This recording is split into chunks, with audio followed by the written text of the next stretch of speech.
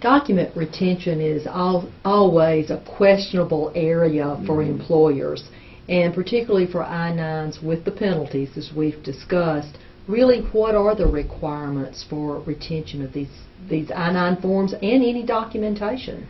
I would tell you, if I was, as an employer, and our firm's an employer just like anybody else, you want to have backup.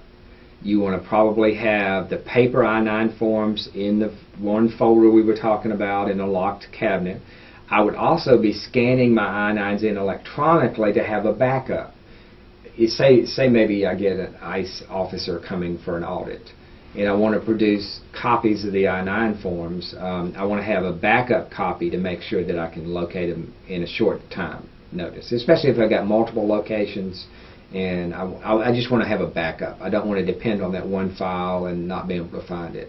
So, in fact, you are able to scan and load these in a computer. That does not violate any Privacy Act or any parts of this law. Not a bit. You do have certain requirements. Let's talk about the retention requirement. And this is kind of a nice little form to help you understand.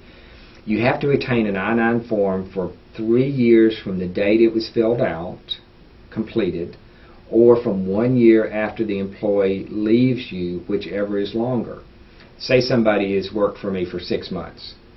I've got to retain that I-9 form for 2 years and 6 months after they leave my employment.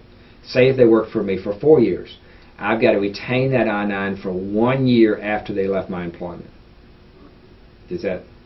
It makes sense, okay. But it's just more paperwork to keep up with. That's why this form would be very valuable.